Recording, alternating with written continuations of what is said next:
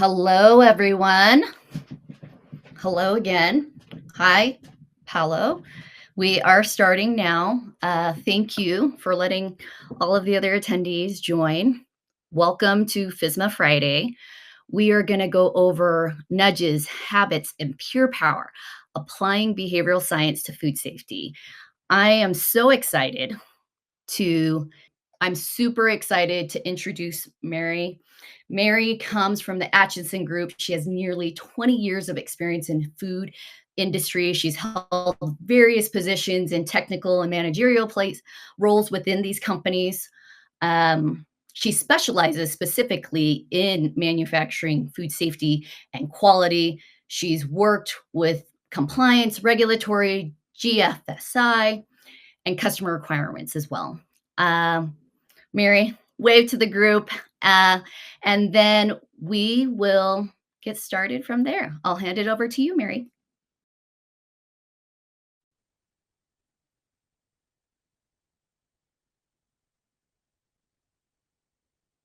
All right. Well, hello everyone, and thank you so much for having me back on FSMA Friday. It's always great to get together and talk about what's happening in the industry. So as always, we'll start with some regulatory updates. So first of all, FDA's public meeting and listening session on food allergen thresholds has been postponed due to the government shutdown. So these meetings had been scheduled for November of this year, and new dates have not been announced yet. So keep an eye on that if that's something that's of interest to you. Next up is the ultra processed foods. So California has signed a first in the nation law to legally define ultra processed foods and also to phase out the most harmful ones from California public school meals by 2032. So, according to this law, a food is considered ultra processed if it is high in saturated fat, added sugar, or sodium, and contains a food additive such as artificial flavor, artificial color, emulsifier, or thickening agent. So, on a national level, the U.S. Department of Health and Human Services has identified ultra processed foods as a central focus of its Make America Healthy Again, or MAHA initiative. And California's recent enactment of this law represents the first time ultra-processed foods have been formally defined in a regulatory context in the United States, which can be considered a significant step towards translating MAHA's policy goals into state-level action. And then finally, in its efforts to increase transparency, the FDA has shared some more in-depth information on outbreak investigations by providing access to two new resources that I've got listed on the slide here. The first one is the Executive Incident Summary abstracts. So these will be released following the close of every completed FDA foodborne outbreak investigation when there's no longer an ongoing risk to the public. So these abstracts will share as much information as possible about the investigations, including overview of traceback, laboratory and epidemiological information, keeping in mind that the information will be redacted to comply with disclosure laws. But the abstracts will be accessed on the new EIS landing page on the FDA website. And then the second one is the Foodborne Outbreak Overview of Data Reports, or food reports. These will provide information on pathogen commodity pairs linked to repeated outbreaks of foodborne illness, such as hepatitis A in berries or salmonella in tahini. So these reports will include highlights of relevant data and investigational findings, along with activities that have been taken to help prevent future similar foodborne illnesses. So the foods reports will be released whenever there's enough data to support their development, and these will be available on the food reports landing page of the FDA website. All right, next slide, please. So we'll get into our topic for today. So applying behavioral science to food safety. So many of us who have had roles in food safety and quality have experienced the struggles of implementing programs, plans, procedures on a daily basis. So the best laid plans always rely on the people who are doing the work to do the right things, like even when no one's looking. So even if we aren't trained behavioral scientists, we can turn to basic principles from that discipline to bridge the gaps between what we say we do and what we actually do. Next slide, please. Okay, so as Peter Drucker once famously said, culture eats strategy for breakfast. So, in any organizational setting, not just food manufacturing, that means if the environment, norms, and habits of a workplace don't support the behavior your strategy depends on, it won't stick.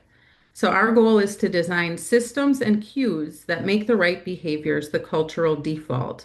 So, when implementing our food strategy, it's crucial that we focus on both the formal plan and the human element, addressing mindset and behavior changes as critical components of success.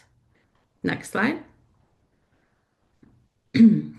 So, this COM-B model, I think of this as sort of behavioral science 101. But this model was developed by Susan Michie and others as part of this behavior change wheel framework. So COM-B identified three essential components that must be present for any behavior to occur. So that's the COM, the capability, opportunity, and motivation. So the model has become one of the most widely cited frameworks in applied behavioral science, and is used in public health, organizational behavior, and also food safety culture and leadership contexts. So we have definitions of each of those here, along with a brief example in a food safety context of hand washing. So the C is, again, capability, and that is an individual's capability to engage in the behavior, so including knowledge, skills, and mental resources. An example of this is employees knowing how to wash their hands properly and why it matters. And then next is opportunity. So these are the external factors that make the behavior possible or that prompt it. So these can include environmental, social, and systemic conditions. So an example of this is having those hand washing stations conveniently located, visible, and well stocked, and also having peers and supervisors model the desired hand washing behavior. And then motivation, these are internal processes that energize and direct the behavior. So, an employee, in our example, the employee believes that hand washing prevents contamination, and it's really considered a part of how we do things here. Next slide. So, understanding all of this, we're going to look at three tools or levers that we can use to impact behaviors, and we'll have some examples of how to apply these in a food safety setting. So, these levers are nudges, habits, and peer power. Next slide. All right, beginning with nudges. So, if COM-B helps us understand why people behave in a certain way, nudges can help us shape how those behaviors unfold in real life. So, the term nudge in this context comes from a book called Nudge: Improving Decisions About Health, Wealth, and Happiness. And those authors explain that nudges influence behavior by changing the environment or context in which people make choices. So a nudge works by shaping how people encounter those decision-making points, and it leverages automatic thinking rather than deliberate reasoning. So even small environmental cues can shift default behavior. And we give some classic examples of using nudges to influence behavior. So this includes placing fruit at eye level instead of kind of banning potato chips if you're trying to nudge healthier eating behaviors. Also, those speed display radar signs that show you how fast you're going compared to the speed limit to prompt you to slow down. Also, painted targets that are put inside urinals sometimes to reduce spillage are all considered examples of nudges. Next slide, please. So this chart shows how nudges can impact the COM-B elements that we discussed earlier. So in terms of capability, nudges influence capability by making the correct action clearer or simpler to execute. An example of this could be visual prompts to show how to use personal protective equipment appropriately. Nudges can impact opportunity by restructuring your environment so the desired behavior becomes the default. An example of this is placing footwear sanitizing stations directly in the physical entry path to production so that employees physically just must step through the station in order to proceed into that area. And then motivation, so using social norms, feedback, or emotional triggers to reinforce behavior. An example of this is a timer or a light that appears when hand washing duration reaches 20 seconds or whatever your procedure says is the appropriate amount of time. Next slide, please. So I've listed some additional practical examples of how nudges can impact food safety behavior. I won't read the entire slide to you, but I wanted to give you additional examples for reference when you're thinking about and brainstorming ideas for impacting behavior in your organization. So feel free to take a picture or a screenshot of this slide if that'll be helpful. But we'll just highlight a couple here. So putting footprints or arrows on the floor to indicate the desired traffic pattern in a facility makes the correct route the visible and automatic route. So driving that desired behavior of following those traffic patterns. Also, color-coded floor zones or boundary lines indicating this is a clean versus a dirty area in the facility, or using color-coded tools and utensils indicating either raw versus ready to eat use, or maybe for different allergen types, which already, many of you are likely already using something like this, but it's good to think about, well, this could be considered a nudge to drive the right behavior, which is using separate tools and utensils to prevent cross-contamination. So remember, a nudge doesn't change the policy, it changes the path of least resistance. So when it's designed well, it makes the safe choice the easy, natural, and automatic one. Next slide. So I've laid out a few steps. So if you want to work on this in your organization, so first you want to define the behavior. So what specifically is happening that is outside of the desired behavior? Next, you want to think about the barriers. Like, why is this hard for people to do? Or what motivates people to do something different than what we've communicated that we want them to do? Next, you'll redesign the context or make the desired choice obvious and effortless, and position cues where the decisions happen. Next, you want to reinforce with feedback. So small moments of satisfaction that will encourage them to continue. Once they've done that, they'll want to continue to doing the right thing. And then last, test, measure, and refine. Really think about starting with one small thing, working on that, tinkering with that until it works, and then move on to the next. Remember that the goal is to align the environment with the desired behavior so the right action is easy. Next slide. Okay, so the next lever we can use to impact behavior is habits, or making the right thing automatic. Once habits are formed, they're triggered by cues, not necessarily by conscious decision making. So some classic examples of this is brushing your teeth before bed. You just kind of automatically do that based on the daily time cue. I'm getting ready for bed. This is just part of what I do. Or putting on a seatbelt automatically when getting into your car. Or maybe it's checking your phone first thing in the morning, maybe even before you get out of bed, right? So keep in mind that habits can result in positive or negative behaviors. So in a food facility, they should be designed intentionally to drive consistency in those desired behaviors. Next slide, please. So again, I've tied this lever habits again to that COM-B model. So we'll take a look at that. So habits can strengthen capability by reinforcing learned actions until they become automatic. So an example of this is practicing the correct gowning steps every day until it becomes reflexive.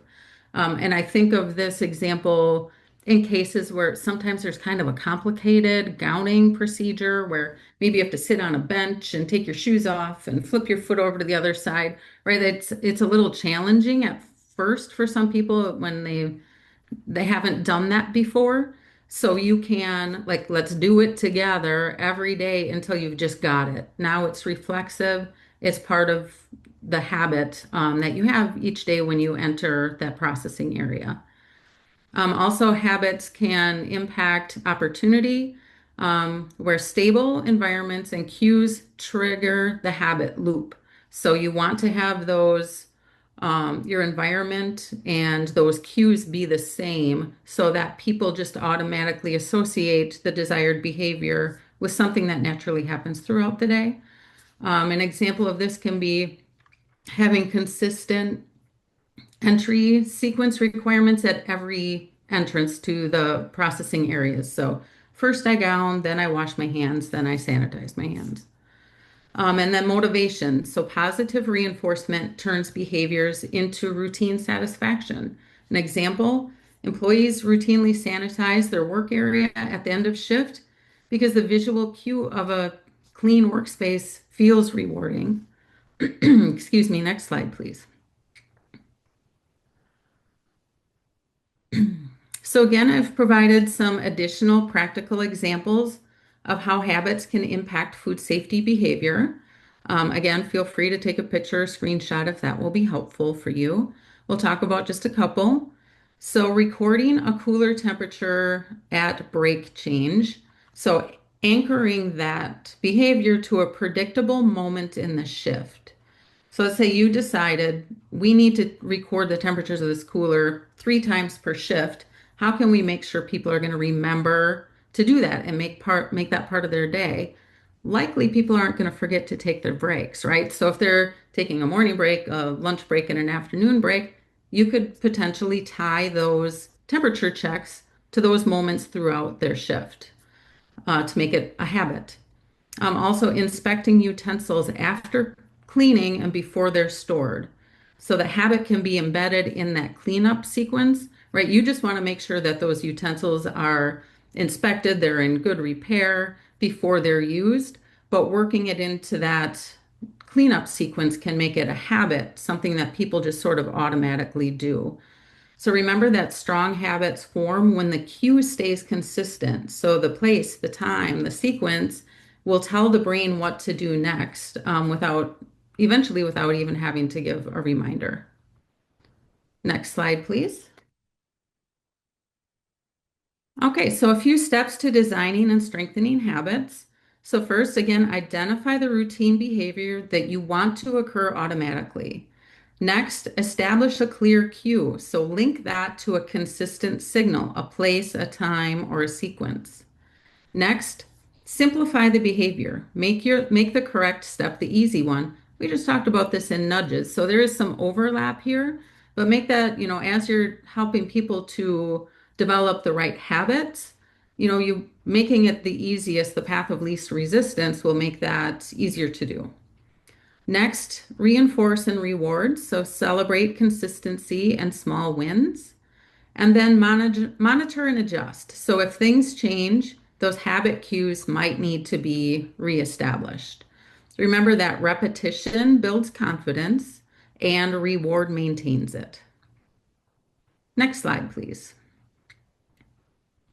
All right, the last lever we're going to discuss for impacting behavior is peer power. So peer power is the influence of social norms, visibility, and group identity on behavior. So rules tell people what they should do, while peer norms show what people like them actually do. So impacting social norms is very powerful because it makes the desired behavior kind of the expected behavior in that group setting. Next slide, please. So here again is that COM-B model, but now we're looking at peer power. So peer power can strengthen capability through shared learning and peer modeling to reinforce skills. An example of this is having experienced operators mentor new employees during their onboarding period. Opportunity, so social and cultural expectations make behaviors visible and valued. So an example of this could be having teams discuss food safety metrics at daily huddles. So normalize the attention to food safety and normalizing conversations around that. And then motivation. So approval, recognition, and group pride actually can drive commitment. So an example of this, employees work together to strive to maintain their team's zero deviation streak on their food safety dashboard is another example. So remember, peer power turns individual compliance into collective culture. Next slide, please. Okay, here again are a few practical examples of how peer power can impact food safety behavior. We'll highlight a couple again. So use of recognition boards. So highlight employees who you kind of caught doing the right thing. Using buddy systems, pairing new hires with role model employees to exhibit kind of that desired behavior. Obviously important to make sure that the mentor that you're choosing and selecting is really all in on food safety behaviors so you can make sure that you're driving what you want to drive. Remember, when good behavior is visible, it becomes contagious. Next slide. A few steps to follow when designing and strengthening peer power in your organization. So first, identify those visible moments where peer behaviors can be seen or recognized.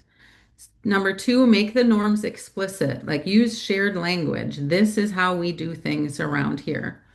Number three, reinforce positively. Celebrate those who model the right actions. Number four, enable peer feedback. So train your teams to give constructive coaching to each other in terms of food safety. Like, hey, your glove touched the floor. It's time to change it out. So ideally, this would become kind of part of the personality of the group that they can talk to each other and give real-time coaching on food safety. And then last, create cycles of visibility and pride. So let the team see themselves being successful in these efforts. And remember that culture is built not by rules, but by what peers notice, celebrate, and repeat. Next slide. All right, in summary, these are the key takeaways from today's discussion. So nudges make the right behavior easy. Habits make the right behavior automatic, and peer power makes the right behavior expected. And culture really emerges when all of these elements align. Next slide. All right, finally, I'll leave you with a simple call to action after we finish up today. So if you want to start addressing behaviors in your organization, I suggest to start small. So based on our discussion, just pick one behavior to nudge, one habit to reinforce, or one process to redesign so that the safe action is the path of least resistance.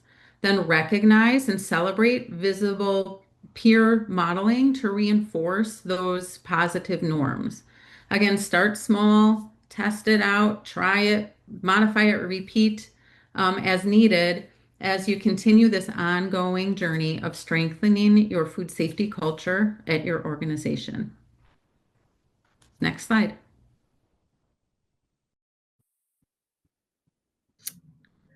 Hi, everyone. Oh, let me get my screen back too. So we are ready to take questions for Mary. Any questions from the group here that we have come in? Jana, did people use the Q&A button for some of these questions? So one question that I have is, Mary, how do KPIs fit into this model that you have here? Yeah, great question. Thank you. So KPIs can fit perfectly in this discussion about behaviors and nudging behaviors and driving the desired behaviors, particularly if they're designed to measure the things that you want people to do rather than kind of the outcomes of the program. So I'll give you an example to explain what I mean there.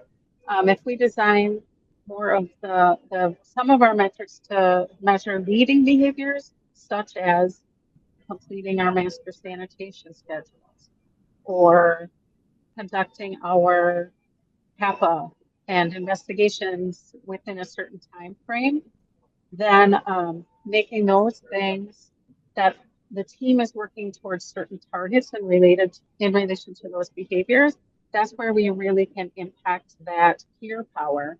So we're all encouraging one another to do the right things so that we can hit those targets. Perfect.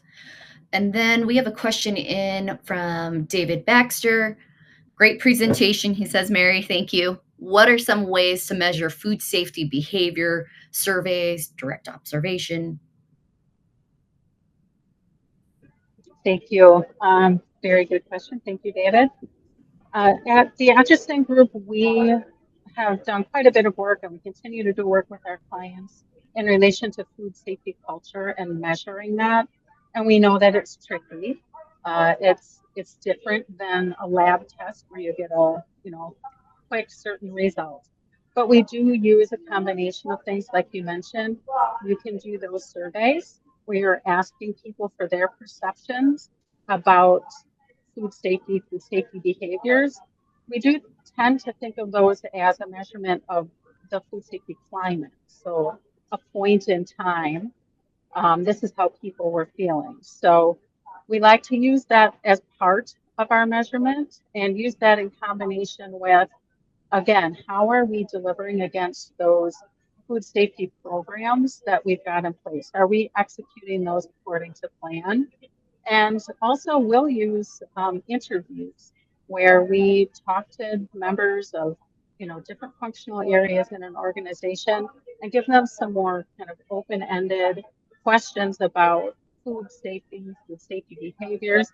And it's important even, when you're considering if you're going to try to develop some nudges, habits, these things we just talked about, have those conversations with different functional areas on the team. So if you're having trouble with people not following the correct traffic pattern, talk to them about it. Like, what makes this hard? What would make it easier?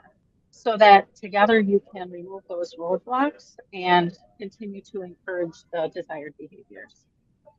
Oh, I love that. It's always good to ask your team how can we jointly get better together, right? Another question in from Federica. Are there risks of nudge fatigue, right? And how can we keep interventions fresh and meaningful? Yeah, absolutely. Right. So if you walk in and there's 27 signs telling you all these different things, it might all become a blur. So that's a really great point.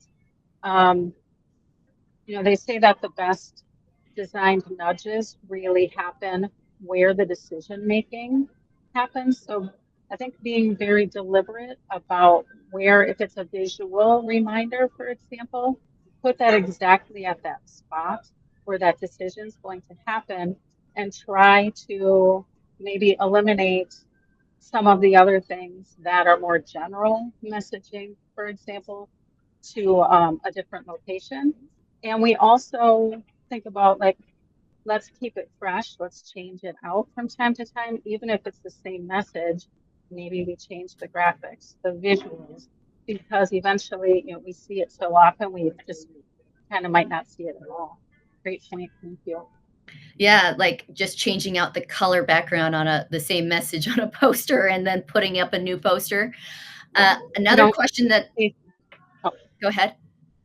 something I see is when companies want to make sure people are using their PPE correctly, for example. So make sure your hairnet's going over your ears and your mustache and beard are fully in. Sometimes people struggle with that. So I'll see they'll put a picture of someone who works there right on the door, wearing the PPE appropriately. So it's kind of fun. Like, hey, there's Mary's picture up on the wall. So then you could simply switch that out with another person. Everybody Ah, kind of gets a chance to model the right behavior, and can be kind of fun and silly too if that's sort of the tone of your group. well, it was kind of, if you think about if anyone's flown Delta Airlines recently, right? They've really changed up their videos and they've made them different every time to try and engage the audience. So completely. This one's along the same lines from Shauna Flores. She says, "Thank you for the presentation as well. And how do you prevent complacency over time?" Yeah, I think it's another great point. I think it's similar. Um, Sometimes we all just get pretty comfortable with the way things are. We're in the same environment all the time, so it can be easy to sort of walk past things that maybe you wouldn't have walked past in your earlier days at an organization. That's where we suggest getting a fresh set of eyes. Um, and this is not directly related to the nudges and habits of peer power, but for example, on your GMP walkthroughs, having people from other areas join you on the walkthrough, point things out that maybe you don't even see anymore because you see it all the time. We even suggest, bring somebody in from purchasing who maybe isn't out on that production floor all that often. Give them the basics of, what are the GMP requirements and have them look around with a fresh set of eyes. Of course, this is something we at TAG do routinely with our clients as well, is we'll walk along with them on those GMP walkthroughs, just with, again, that fresh set of eyes and different perspectives. Um, One of the questions I actually wrote down and had is, are there characteristics that you would look for in hiring the right individual who might help with the peer power, right? Are there certain things that we should be trying to hire for? Yeah, that can be tricky, but it's very important. I guess some of the things for me are that collaborative spirit, the working together with the groups. Again, if you're going to work to solve a problem or implement some sort of process, you really want to have feedback from the teams that are going to be involved. Another thing is being comfortable and confident and having some of the more challenging conversations. I always call them courageous conversations, but it's so much better to get comfortable at giving immediate coaching and feedback than to save things up and pull somebody into a conference room and talk to them. I mean, that's appropriate sometimes, of course, but what I mean is if you see somebody sidestepped the footpath. I just to right away say, oh, hey, come on, go back through. We washed our footwear on the way through. So being able to get comfortable with developing those relationships and provide that direct feedback. Great, great. Um, I Is that the last question I think we have? All right, I will move on. Trying to make sure I have. Okay, here we are. I wanted to remind everyone that we are still conducting our food and beverage manufacturing benchmark survey and report. You have a chance to win a $500 gift card by participating in that survey. And we've already had some winners. And so it's been pretty great. There's some interesting findings in there as well. I want to make sure you know about some of our upcoming FSMA Friday webinars with the Atchison Group. We have Ruth Patran, who is joining us in November, the week before Thanksgiving. That one's going to be a little off than our normal schedule. What can we learn from recent regulatory violations and how to avoid them? Let's see the next slide. And then in December, we're really excited to bring Dr. Ben Miller and a potential special guest on how traceable are your products really. And then I also would share, it's not in the slide deck, but we have, I believe, Dr. David Atchison scheduled for January as well. So I'm excited about that one. And then if you're looking for more resources and how to figure out some of these things, or even past FSMA recordings, we have all of those stored on the more resources section of the Safety Chain website. There's industry e-guides, webinars, videos, success stories, right? And you can even get a consultation if you want and need to. So now moving forward, this is the end of the formal presentation, and we will actually jump over to Eric Hansen, our VP of Customer Solutions, and he's going to showcase in Safety Chain how you can do some of these nudges and behaviors using digital tools like Safety Chain.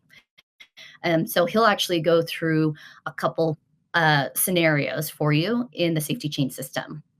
All right, we'll flip over to Eric. Well, that was a great presentation from Mary. I love those insights on nudges, habits, and peer power.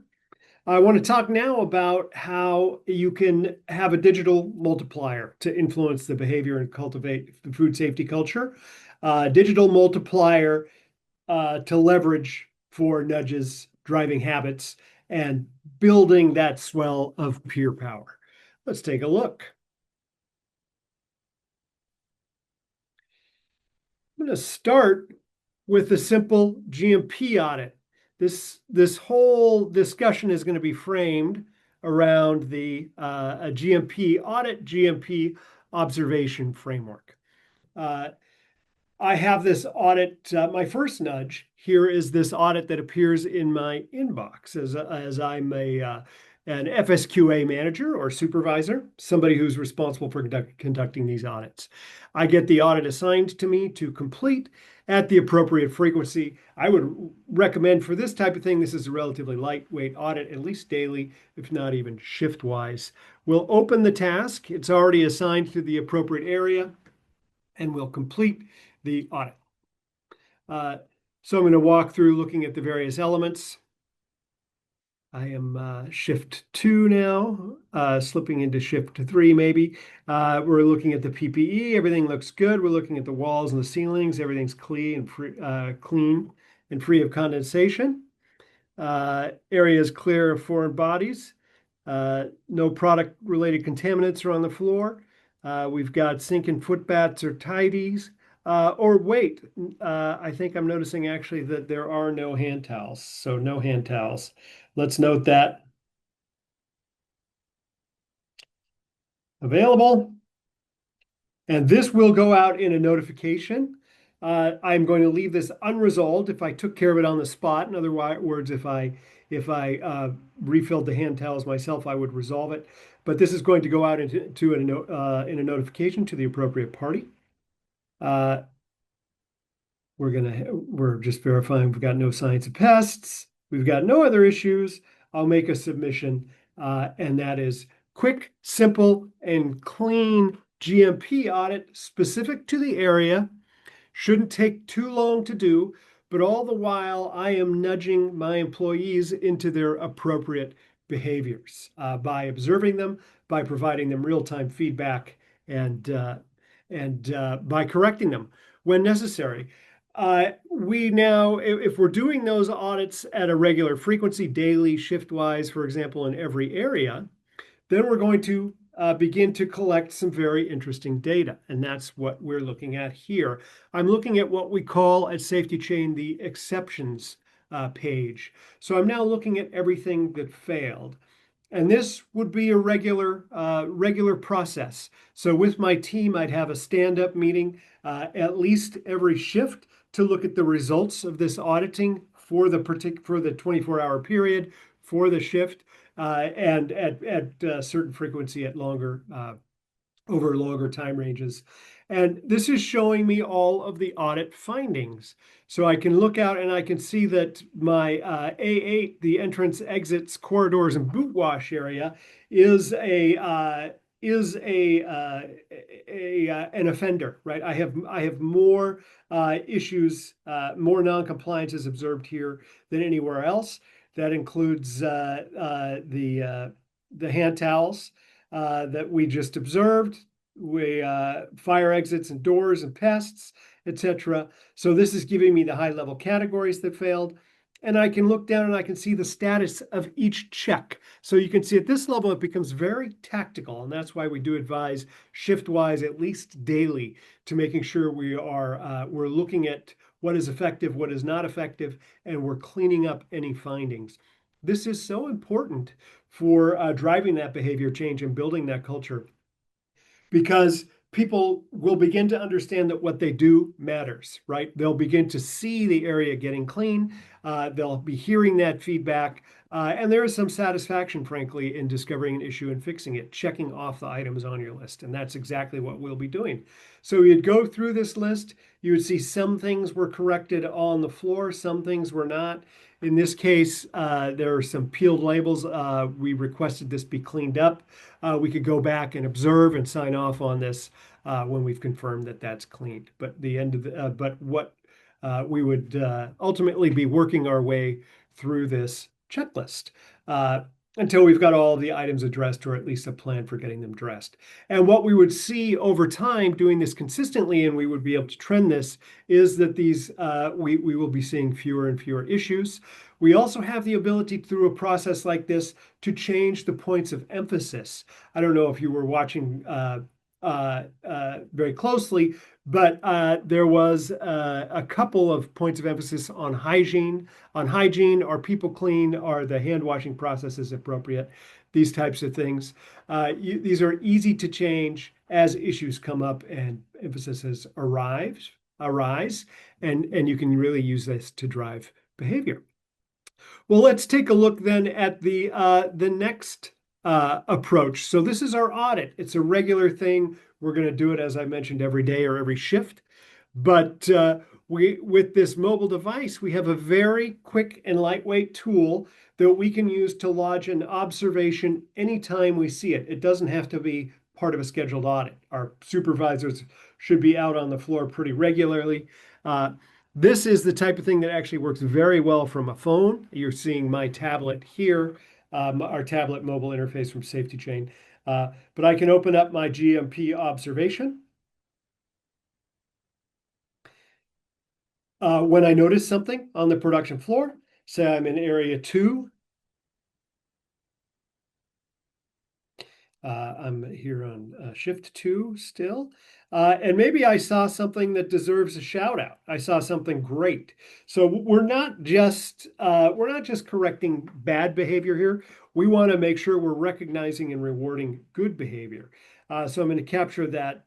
It's a shout out. It's a shout out on we'll say on behavior. We'll just say everybody is everybody.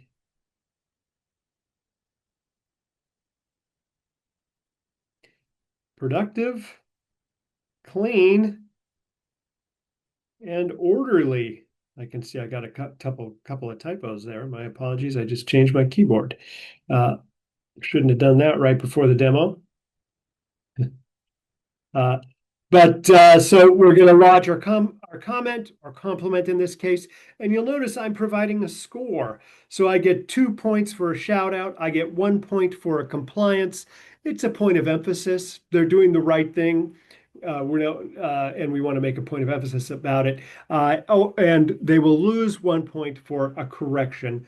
It falls short of a finding or a non-compliance, but we're noting when we need to make a correction on the floor, and we're scoring accordingly. So I'll make that submission. Now this will trigger notifications. This can go to the supervisor. This can also go to maintenance or sanitation or whoever needs to make a cleanup. But also, very importantly, it's going to show up in our dashboard. And this will be our next stop on our team meetings, team huddles. I can see my score for the day, for example. So this is my observation score. This is the sum of those shout outs, those compliances, and those corrections. And I can see that I have a strongly positive number that I'm doing pretty well here today. I also have a chart type here we call an alarm. I can click into anything on the alarm page. Actually, let's make sure I'm picking up the latest. I can click into anything on the alarm page and very quickly see the detail. So I can see I got a shout out in just minutes ago. That is the shout out we made. And we said, hey, I showed up shift 2, did a walkthrough, and man, everybody was focused. Everybody was clean. Everybody was orderly. Everybody was productive. Let's make sure that gets noted. That would go out in an email to the supervisor, as I mentioned too. We also will be able to see the bad stuff. So in this case, I had to instruct an employee to remove their watch on the floor. Again, this is not part of a full audit, but this is just us really logging ad hoc observations. I'm able to tally those scores up by shift and by area, as you see here. So we're able to make a friendly game, a friendly competition out of it. And particularly on the shift, and if you have area-based teams, this is really great for driving that positive peer pressure. We want to be positively recognized. Let's make sure we're getting shouted out. Let's at least make sure we're not getting corrected. And of course, we do want to be mindful of the corrections that are logged. So here are the two corrections that have been logged. We had a jewelry policy violation in the A1 area, and we had a PPE violation in the A8 area. So what I really wanted to highlight here in just a few minutes was how we can deploy some very simple tools on a digital platform like Safety Chain. We're going to leverage those tasks to make sure that our appropriate staff are doing the appropriate audit at the appropriate time and logging their findings. Through the process of that audit, they are nudging all those employees on the floor into the correct behavior. Okay, we're making sure if we see something wrong, we're going to make a fix. If I can't fix it on the spot, I'm going to trigger an email notification, and somebody will come back and resolve it, and I'll have the ability to monitor that. Okay. That will all be dashboarded, and we'll have the ability to sit there and look at the performance of the day together with the team.